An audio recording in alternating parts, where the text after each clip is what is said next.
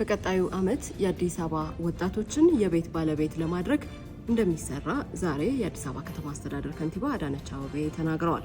የአዲስ አበባ ከተማ አስተዳደር ከፍተኛ የስራ ኃላፊዎች በአዲስ አበባ ከሚገኙ ወጣቶች ጋር በተለያዩ ጉዳዮች ላይ ዛሬ ውይይት አድርገዋል። በዚህ የውይይት ወቅት ወጣቶቹ በተለይ የስራ ፈጠራ ላይ የስራ እድል ማመቻቸት እንዳለበት በመንግስት በኩል ጥያቄያቸውን አቅርበዋል። ከዛ በተጨማሪም የቤት ባለቤት መሆን የሚችሉበትን እድል መንግስት እንዲያመቻችላቸው ጠይቀዋል። ከዚሁ ጋር ተያይዞ ታዲያ የከተማ አስተዳደሩ ከንቲባ አዳነች አቤቤ ባለፉት 9 ወራት ብቻ ከ310 ሺህ በላይ የስራ እድሎች በአዲስ አበባ ከተማ ተፈጥረዋል። ከዚህ ውስጥ ደግሞ 80% በላይ የሚሆኑት ለወጣቶች የተፈጠሩ የስራ እድሎች ስለመሆናቸው አንስተዋል።